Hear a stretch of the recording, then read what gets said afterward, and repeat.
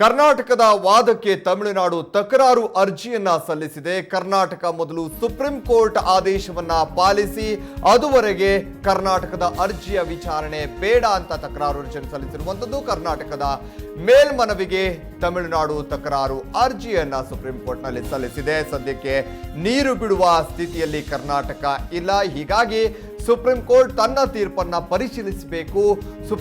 Supreme ಕೋರ್ಟ್ಗೆ ಬೆಳಿಗ್ಗೆ ಅಷ್ಟೇ ಮನವಿಯನ್ನ ಕರ್ನಾಟಕ ಸಲ್ಲಿಸಿತ್ತು. ನಾಳೆ ಈ ಕುರಿತು ಸುಪ್ರೀಂ ಕೋರ್ಟ್ನಲ್ಲಿ ವಿಚಾರಣೆ ಕೂಡ ನಡೆಯಲಿದೆ.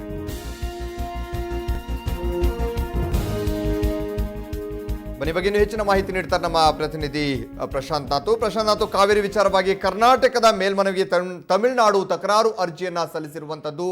ತಕರಾರು ಅರ್ಜಿಯಲ್ಲಿ ಏನಂತ ಕೇಳಿದ್ದಾರೆ? ಹರೀಶ್, ಇವತ್ತು ಬೆಳಿಗ್ಗೆ ಸುಪ್ರೀಂ ಕೋರ್ಟ್ ನಲ್ಲಿ ಕರ್ನಾಟಕ ಸರ್ಕಾರ ಮರುಪರಿಶೀಲನಾ ಅರ್ಜಿಯನ್ನು ಸಲ್ಲಿಸ್ತಾ ಇದ್ದಂತೆ ತಮಿಳುನಾಡು ಸರ್ಕಾರ ಅದಕ್ಕೆ ಕೂಡಲೇ ಸ್ವಯಂ ಪ್ರೇರಿತವಾಗಿ ಆಕ್ಷೇಪಣೆಗಳನ್ನು ಕೂಡ ಸಲ್ಲಿಸಿದೆ.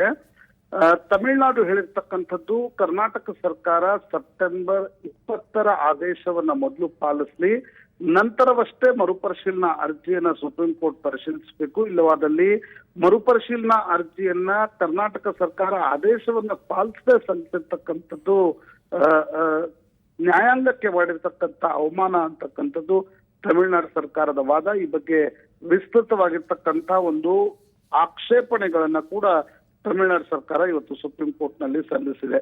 ನಾಳೆ ಮಧ್ಯಾಹ್ನ 2 ಗಂಟೆಗೆ ಸುಪ್ರೀಂ ಕೋರ್ಟ್ ನಲ್ಲಿ ಪ್ರಕರಣ ವಿಚಾರಣೆಗೆ ಬರಲಿದೆ. ಅದಕ್ಕಿಂತ ಮುಂಚೆ ಕರ್ನಾಟಕ ಮತ್ತು ತಮಿಳುನಾಡಿನ ವಾದಗಳು ಸುಪ್ರೀಂ ಕೋರ್ಟ್ ನ ಮುಂದೆ ಏನಾಗ್ಲಿದೆ ಅಂತಕ್ಕಂಥದ್ದು ಇವತ್ತು ಅರ್ಜಿ ಮತ್ತು ಅದರ ಆಕ್ಷೇಪಣೆಗಳಿಂದ ಸ್ಪಷ್ಟವಾಗ್ತಾ ಇದೆ. ನಾಳೆ ಮಧ್ಯಾಹ್ನ 2 ಗಂಟೆಗೆ ಸುಪ್ರೀಂ ಕೋರ್ಟ್ ನಲ್ಲಿ ಈ ಪ್ರಕರಣದ ವಿಚಾರಣೆ ನಡೆಯಲಿದೆ. ಓಕೆ ಪ್ರಶಾಂತ್, ತಮ್ಮೆಲ್ಲ ಮಾಹಿತಿಗೆ ಧನ್ಯವಾದ.